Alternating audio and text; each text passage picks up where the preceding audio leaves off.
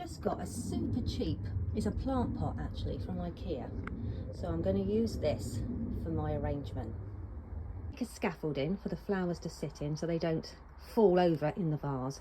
I'm going to use eucalyptus and some of my gorgeous berries in both the peach and the white.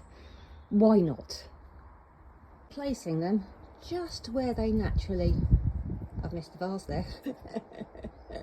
I'll start again.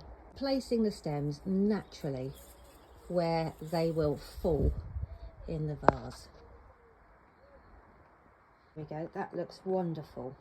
So next I think a little bit of statice, just to add a splash of white, just to brighten everything up.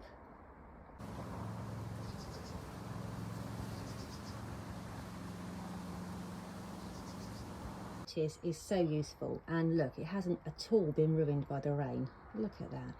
I found some of the apricot as well. I can never restrain myself. Doesn't that look lovely? Now if you didn't have any roses, which I'm going to use, then you could always just carry on with the garden statice. That is gorgeous. Oh my goodness, this is the pastel statice, and look at it with the cosmos. That is picking up beautifully, isn't it? That is heaven. I think I might have to do a small arrangement of that.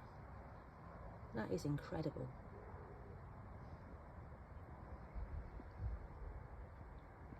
Now when you're putting your roses in, if you just blow into the centre of them before you place them, it just opens them up just a touch. There we go. It looks amazing already, doesn't it? Look at that. If you've got any damaged petals, you can actually just gently peel them off. There we go. You'd never know now. And I've got another one here where I've just literally taken off the outer petals, and that's just released the flower as well. It's just where they get damp, where they get wet in the rain, they tend to stick together.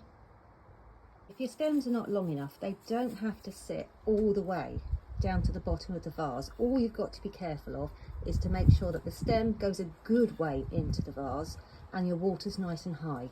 But your scaffolding of your eucalyptus will hold everything up beautifully for you.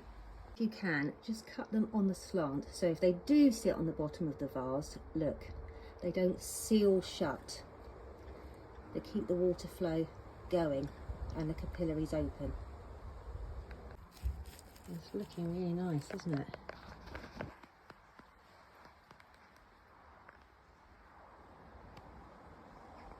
And to think, this can all be grown in your garden. That is a bridal bouquet right there, isn't it? Anyway, I think I've got a gap here, so I need one more rose. Now I think we could probably do with a little bit more statice just there. But otherwise, that is looking pretty good. I like that. There we go. My goodness me, it's got so dark I've had to put the lights on. Luckily I'm under the roof of the terrace, so I am not going to get wet. Hurrah! A little look from overhead. And I think I will take this indoors just to finish off. It looks lovely though, doesn't it? Really lovely. I like that a lot.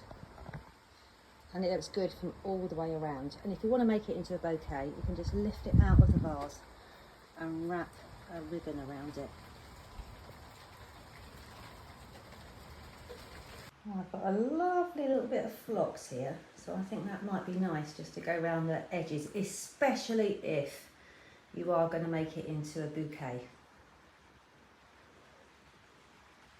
It is absolutely throwing it down now. Anyway, I wanted to show you. I was thinking, oh, I think I might be finished. Maybe the phlox will be too much, but no. Look at that. That has finished it off nicely.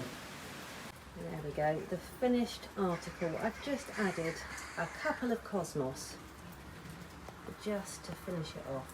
Now these cosmos, I made sure I picked them before they were open in the garden and then let them sit overnight to open up in the house, which means they haven't been pollinated, which means they should last. Look at that. Absolutely sensational. I'm really happy with that, and it smells amazing. It smells so good.